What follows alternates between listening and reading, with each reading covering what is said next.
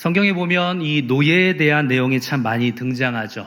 특별히 오늘 본문은 이 주인과 종, 주인과 노예라는 내용에 대한 규례를 담고 있습니다. 이러한 내용들을 근거로 어떤 사람들은 하나님께서 노예 제도를 인정하셨다 이렇게 주장하기도 합니다. 실제로 이 미국이라는 나라는 종교의 자유를 위해서 영국에서 이민한 크리스찬들이 세운 국가였지만 한동안은 이 노예 제도에 대해서, 흑인 노예 제도에 대해서 심각하게 생각하지는 않았는데 이것이 성경에 등장하는 노예 제도를 잘못 해석했기 때문이다 이렇게 평가하는 이들도 있습니다. 그렇다면 하나님께서는 왜 이 노예 제도를 그냥 두셨을까요? 율법에서 이 노예 제도를 허용하는 것이 율법의 근본 정신은 결코 아니라는 것을 우리는 생각해야 합니다. 왜냐하면 성경은 사람이 또 다른 그 어떤 사람을 지배하고 다스리는 것을 결코 인정하지 않았기 때문이죠. 그럼에도 불구하고 하나님께서 율법을 통해서 이 노예법을 말씀하신 것은 당시의 그런 시대적인 상황이 노예제도를 완전히 폐지시킬 만큼의 그런 도덕적인 수준에 올라와 있지 않았기 때문이었습니다. 그렇기 때문에 노예를, 종을 보호하기 위한 차원에서 율법으로 이 종과 노예에 대한 내용을 만드셨던 것이죠. 오늘 본문 앞에 붙어 있는 제목을 보면 종을 대우하는 법 이렇게 되어 있습니다. 이 말씀은 출애굽기 21장 1절로 11절에도 나와 있는데요. 이 출애굽기의 본문 앞에도 역시 종에 관한 법 이렇게 부제가 붙어 있습니다. 이 신명기 말씀에서는 부각되지 않았지만 출애굽기 21장에 기록된 이 종에 관한 법은 하나님께서 십계명을 주시고 그리고 이 제단에 관해서 선포하신 이후에 바로 이어서 이야기하신 율법입니다. 그러니까 십계명과 예배가 하나님과 이 사람 사이의 관계에 대한 내용이라면 이 사람과 사람에 대한 율법을 말씀하시는 첫 부분에서 하나님께서는 바로 이 노예에 대한 이 종에 대한 내용을 가장 먼저 말씀하고 있다라는 것입니다. 그만큼 종을 어떻게 대우하는 것이 중요한 것인가? 사람들과의 관계에 있어서 이 부분이 가장 중요하다라는 것이죠. 하나님께서 무엇보다도 중요하게 생각하시는 것이 바로 이 관계입니다. 성부와 성자, 성령, 이 삼위 하나님의 유기적인 관계, 그리고 삼위 하나님과 성도들 간의 관계, 그리고 사람들과 사람들 간의 관계.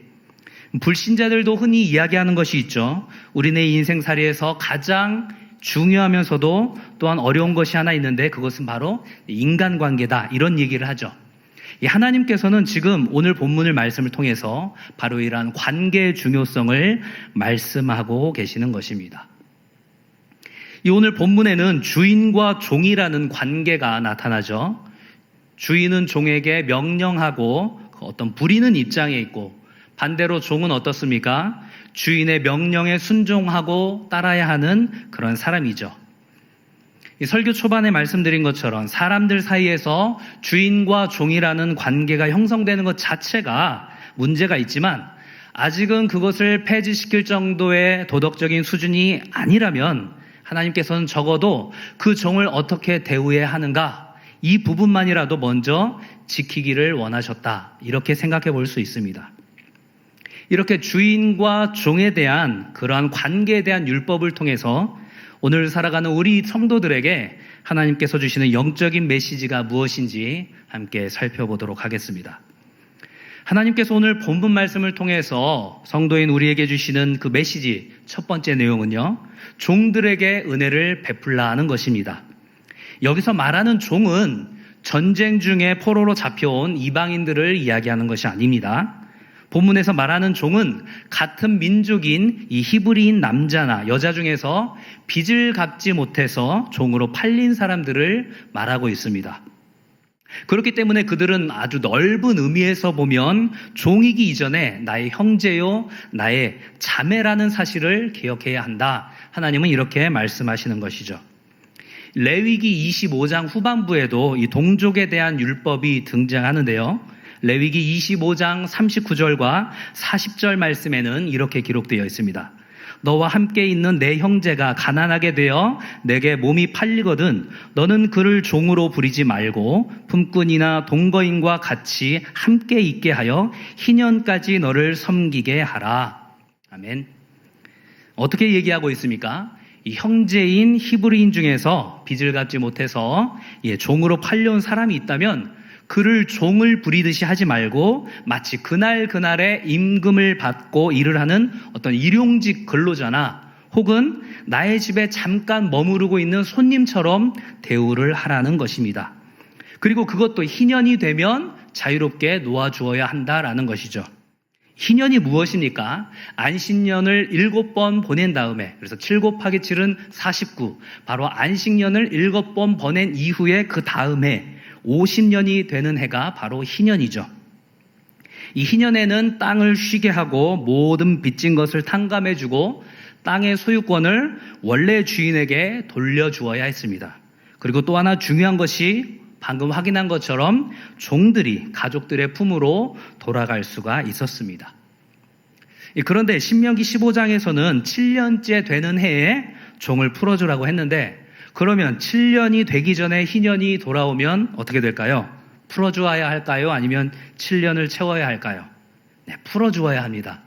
그러니까 어떤 이들은 2, 3년 만에도 자유롭게 되는 경우가 있었다라는 거죠. 결론적으로 동족인 히브리인이 아무리 종살이를 하더라도 6년은 넘지 않도록 하는 것이 하나님께서 말씀하신 노예법이었습니다. 이 평생 종살이를 해도 그 빚을 다 갚지 못하는 사람들도 분명히 있었을 텐데 하나님께서는 이 6년이라는 기한을 넘지 못하게 율법으로 규례를 만드셨죠. 이 종되었던 이에게는 그야말로 은혜를 경험하는 것입니다. 그런데 하나님은 종에서 이제 다시 자유인이 된 그 사람들의 실질적인 삶까지 보살피고 계십니다. 오늘 본문 신명기 15장 13절과 14절은 이렇게 말씀하고 있습니다. 그를 놓아 자유하게 할 때에는 빈손으로 가게 하지 말고 내 양 무리 중에서와 타작 마당에서와 포도주 틀에서 그에게 후히 줄지니 곧 내 하나님 여호와께서 내게 복을 주신 대로 그에게 줄지니라. 아멘. 이 종살이 기간을 다 마치게 되면 종되었던 사람을 이제 자유롭게 놓아주어야 하는데 하나님께서는 그 정도로는 안 된다라고 말씀하시는 거죠. 빈손으로 보내지 말라고 말씀하십니다. 그들에게 가축 몇 마리와 빵과 포도주와 기름까지 아낌없이 듬뿍 주어야 한다. 이렇게 말씀하십니다. 왜 이렇게 명령하고 계실까요? 이 종살이를 했던 그들이 자유롭게 풀려난다고 해도 아무것도 가진 것이 없는 상태이기 때문에 당장 다음 날에 그 끼니부터 걱정해야 되는 처지이기 때문에 이것을 하나님께서 보살피신 것이죠. 이 주인의 입장에서는 경우에 따라서 굉장히 손해보는 느낌이 들 수도 있을 것 같습니다. 그럼에도 불구하고 하나님께서 이렇게 명령하시는 이유가 있죠. 왜냐하면 그들은 원래 나의 종이었다라는 것입니다. 너의 종이 아니라 하나님인 나의 종이었다. 그리고 그 종들을 통해서 내가 너에게 복을 주었다. 지금 이렇게 말씀하시는 것입니다. 그리고 하나님께서는 당신의 명령에 순종하는 자에게 복을 내리시겠다고 약속하고 계시죠. 오늘 본문 신명기 15장 18절의 말씀입니다. 그가 6해 동안에 품꾼의 삭세 배나 받을 만큼 너를 섬겼은즉 너는 그를 놓아 자유하게 하기를 어렵게 여기지 말라. 그리하면 내 하나님 여호와께서 내 범사에 내게 복을 주시리라. 아멘. 이 종살이를 한 사람은 6해 동안에 그 일한 것이 마치 절반의 품삯만 받고 일한 거나 다름없다라는 것이기 때문에 이것이 이치에 맞지 않다 이렇게 억울하게 생각하지 말라는 것입니다. 그리고 하나님께서 복을 주실 것이기 때문에 이 모든 것들을 믿고 순종해라 이렇게 이야기하고 있습니다. 사랑하는 성도 여러분, 이 부분을 우리의 삶에 어떻게 적용할 수 있을까요? 하나님께서 우리에게 주신 물질과 권한과 그리고 능력들이 있죠. 그리고 우리의 말과 권면을 받고 따르는 사람들이 있습니다. 예를 들면 나의 부하 직원일 수도 있고 나의 후배들 혹은 나의 자녀들이라고 생각할 수도 있겠죠. 우리가 식당에 가거나 물건을 사러 갈 때도 이러한 상황은 얼마든지 발생할 수 있습니다. 우리가 그들에게 어떠한 태도를 보이고 있습니까? 나의 말을 들어야 하는 위치에 있는 사람이라고 해서 함부로 대하거나 무례하게 하고 있지는 않습니까? 사람들은 흔히 그런 모습을 갑질이다 이렇게 이야기를 하죠. 권력과 힘의 주체인 갑과 그렇지 못한 을, 어쩔 수 없이 형성된 갑을 관계라고 하더라도 하나님을 믿는 우리 성도들은 을의 위치에 있는 사람들에게 항상 은혜를 베풀어야 한다라는 사실을 반드시 기억하시기 바랍니다. 마치 모압 여인이었던 룻에게 호의를 베풀었던, 헤세드를 베풀었던 그 보아스처럼 말이죠. 왜 그렇습니까? 그들은 마치 나의 종인 것처럼, 나의 소유인 것처럼 착각할 수도 있지만 실제로는 하나님의 종이고 하나님의 소유이기 때문이죠. 코로나19 때문에 자녀들과 함께하는 시간이 많아졌습니다.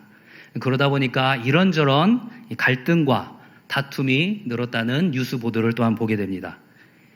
가끔씩 보게 되었다면 서로의 입장을 헤아려 볼 수 있는 시간적인 여유도 생길 수 있을 것 같은데 이제는 하루 종일 집에서 24시간 함께 보내야 되는 상황도 생기다 보니까 이러한 짜증나는 상황들이 발생했죠. 부모님들은 자녀들이 말을 안 들어서 화가 나고 자녀들은 부모님들의 잔소리가 늘어서 짜증이 나죠. 사랑하는 성도 여러분, 우리의 자녀들에게 항상 그 은혜와 그 호의를 베풀 준비를 하고 있어야 합니다. 그리고 그 은혜와 호의를 베풀어야 합니다. 이렇게 권면하는 제게 제 앞에 집에 있는 저희 아들 사형제 얼굴이 스쳐 지나갑니다. 많이 찔리죠. 참 쉽지 않은 일입니다. 하지만 하나님께서는 우리에게 은혜와 복을 주시겠다고 약속하고 계시는 거죠. 나의 말을 따라야 하는 이들이 결코 나의 소유가 아닙니다. 특히나 우리의 자녀들은 더욱 그렇죠. 왜 내 말대로 안 하냐고 화내지 맙시다. 내 말이 틀릴 수도 있다라는 생각을 해야 되죠. 그리고 우리의 자녀들은 때가 되면 언젠가 우리의 곁을 떠나야 하는 존재들입니다. 나의 자녀로 있어 주어서 고맙다. 이렇게 이야기하면서 작별할 시간이 분명히 찾아온다라는 것을 생각하시기 바랍니다. 날마다 내가 은혜를 베풀 자들에게 은혜를 베풀고 또한 하나님의 복을 누리는 우리 모든 성도들이 될 수 있기를 주님의 이름으로 축원합니다. 그런데 이런 질문을 하나 던질 수도 있을 것 같습니다. 목사님, 왜 저만 그렇게 은혜와 호의를 베풀어야 하죠? 왜 그렇습니까? 왜 우리가 은혜와 호의를 베풀어야 합니까? 그것은 우리가 이미 큰 은혜와 호의를 받았기 때문이죠. 그것이 오늘 본문 말씀을 통해서 하나님께서 우리에게 주시는 바로 두 번째 메시지입니다. 종되었던 시절을 기억하라는 거죠. 주인이 종에게 왜 그렇게 환대하고 은혜를 베풀어야 하는지에 대해서 이 하나님께서는 그 옛날 출애굽 사건을 떠올리게 하십니다. 신명기 15장 15절 말씀인데요. 너는 애굽 땅에서 종되었던 것과 내 하나님 여호와께서 너를 속량하셨음을 기억하라. 그것으로 말미암아 내가 오늘 이같이 내게 명령하노라. 아멘. 무슨 의미입니까? 지금은 네가 주인 노릇을 하고 있지만 너도 예전에는 똑같은 종이었다라는 사실을 기억하라는 거죠. 애굽에서 종살이 하고 있었던 너를 값을 주고 샀다, 속량했다 말씀하십니다. 낮에는 구름기둥으로, 밤에는 불기둥으로, 그리고 만나와 메추라기로 먹이시고 보호하셨던 그 하나님의 은혜를 기억하라는 것입니다. 종되었던 내가 받았던 그 큰 은혜를 기억해서 이제는 너의 종에게 은혜를 베풀라는 것입니다. 이 15절의 이 말씀은 예수 그리스도의 그 십자가 사건의 예표가 되는 구절이기도 합니다. 사탄의 지배를 받아서 종살이를 하고 있었던 나를 위해서 십자가를 지신 예수님은 나를 값을 주고 사셨죠. 그것은 우리에게 그럴 만한 자격이 있어서가 아니라 일방적으로 하나님께서 주신 은혜로 말미암은 것입니다. 사랑하는 성도 여러분, 그 은혜를 기억하고 계십니까? 혹시 너무 오래된 일이어서 먼 과거의 일이 되어버렸지는 않나요? 불타는 열정과 사모하는 마음으로 신앙생활하는 사람들 보면서 그래, 나도 예전에 저럴 때가 있었지. 이런 식으로 과거형으로 혹시 말하고 계시지는 않습니까? 하나님께서는 지금 우리에게 기억하라 이렇게 명령하고 계십니다. 내 하나님 여호와께서 너를 속량하셨음을 기억하라. 예수님은 자신의 생명을 주고 나의 죗값을 치르셨고 나를 그 사탄과 종되었던 나의 존재를 사셨습니다. 하나님께서는 그 사건을 기억하고 그 은혜를 기억하라고 명령하시는 거죠. 베드로전서 2장 10절의 말씀은 이렇게 기록되어 있습니다. 너희가 전에는 백성이 아니더니 이제는 하나님의 백성이요 전에는 긍휼을 얻지 못하였더니 이제는 긍휼을 얻은 자니라. 아멘. 우리가 전에는 사탄의 백성이었지만 이제는 하나님의 백성이 되었다라는 거죠. 우리가 전에는 하나님의 은혜를 몰랐지만 이제는 하나님의 은혜와 긍휼을 누리면서 기뻐하는 자가 되었다. 사도 베드로는 이렇게 고백하고 있는 것입니다. 하나님의 그 은혜를 기억하는 사람만이 하나님께서 나에게 허락하신 그 관계가 얼마나 소중한지를 깨달을 수가 있다라는 것입니다. 나의 부모와 나의 남편과 나의 아내와 나의 자녀들, 나의 이웃과 나의 직장 동료들, 나의 공동체, 나의 교회 공동체 구성원들, 그리고 심지어는 한 번 보고 평생 안 보게 될 수도 있을 것 같은 에이 한 번 보고 말 사이인데 뭐 어때 이런 식으로 지나갈 수 있는 그런 관계까지도 결코 소홀히 여기지 않게 된다라는 것입니다. 하나님께서 나에게 허락하신 그 관계 속에서 그 은혜와 호의를 베푸는 것은 하나님의 그 큰 은혜를 기억하는 사람만이 가능한 것입니다. 바라기는 날마다 예수님의 그 구원과 은혜를 기억하면서 그 은혜를 베풀 수 있기를 소망합니다. 이어지는 오늘 본문 16절과 17절에는 어찌 보면 독특하고 또 어찌 보면 너무나도 아름다운 장면이 등장하죠. 신명기 15장 16절과 17절의 말씀입니다. 종이 만일 너와 내 집을 사랑함으로 너와 동거하기를 좋게 여겨 내게 향하여 내가 주인을 떠나지 아니하겠노라 하거든 송곳을 가져다가 그의 귀를 문에 대고 뚫으라. 그리하면 그가 영구히 내 종이 되리라. 내 여종에게도 그같이 할지니라. 아멘. 이 정해진 기한이 돼서 주인이 이제 나가도 좋다 이렇게 얘기하는데 나는 주인이 너무 좋습니다. 그래서 안 나가겠습니다. 이렇게 이야기하는 이가 있다면 그것을 공인하는 차원에서 귀를 문에 대고 송곳으로 뚫으라는 것입니다.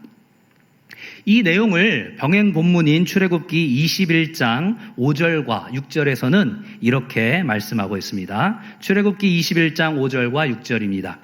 만일 종이 분명히 말하기를 내가 상전과 내 처자를 사랑하니 나가서 자유인이 되지 않겠노라 하면 상전이 그를 데리고 재판장에게로 갈 것이요 또 그를 문이나 문설주 앞으로 데리고 가서 그것에다가 송곳으로 그의 귀를 뚫을 것이라. 그는 종신토록 그 상전을 섬기리라. 아멘. 이 신명기와 출애굽기의 본문을 종합하면 이렇죠. 정해진 기한이 돼서 주인의 집에서 나가도 좋다라고 하는데 안 나가겠다고 하는 이들이 있다라는 것입니다. 그 이유는 크게는 두 가지죠. 하나는 주인이 너무 좋다라는 거죠. 주인을 너무 사랑해서 나는 안 나가겠다라는 것입니다. 또 하나는 종으로 와서 새롭게 가정을 꾸리게 되었는데 그 아내와 그 자녀들을 남기고 떠날 수 없다라는 것입니다. 이 자유인이 된 사람은 혼자서 주인의 집을 떠나야만 했는데 가족들을 남겨놓고는 떠날 수 없다 이렇게 이야기하는 것이죠. 이와 같은 두 가지 이유로 주인의 집을 떠나지 않고 종으로 남아있겠다 이렇게 얘기를 한다면 재판장에게 가서 확증을 받고 또 그 다음에 마치 도장을 찍듯이 귀를 문에 대고 송곳 같은 것으로 구멍을 뚫으라는 것입니다. 이것은 주인의 음성을 잘 듣겠다라는 상징적인 의미도 포함이 되어 있습니다. 오늘 본문 말씀을 통해서 하나님께서 우리에게 주시는 이 마지막 세 번째 메시지가 바로 여기 있습니다. 사랑함으로 종이 되어라 라는 것이죠. 사랑하는 성도 여러분, 주인을 사랑하고 또 새롭게 가정을 이루게 된 나의 가족을 사랑해서 자원하는 마음으로 기꺼이 다시금 종이 되겠다고 다짐하는 이 아름다운 장면이 수천 년 전 고대 이스라엘 공동체에만 해당되는 것일까요? 그렇지 않습니다. 예수님께서 십자가를 통해서 바로 우리를 사셨죠. 주인이 돈을 주고 값을 치르고 종을 사듯이 예수님께서도 성도인 우리를 당신의 그 십자가 보혈로 사신 것이죠. 이제 주인이신 예수님께서는 우리에게 참된 자유를 주셨습니다. 그렇다면 참된 자유와 그 기쁨을 누리는 우리 성도들이 마땅히 해야 할 반응은 무엇일까요? 나에게는 자유가 주어졌지만 나는 예수님을 사랑하기 때문에 다시금 주님의 종이 되겠습니다.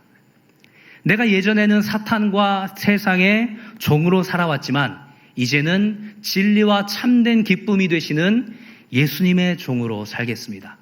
바로 이러한 고백이 성도인 우리의 합당한 고백이 되어야 할 것입니다.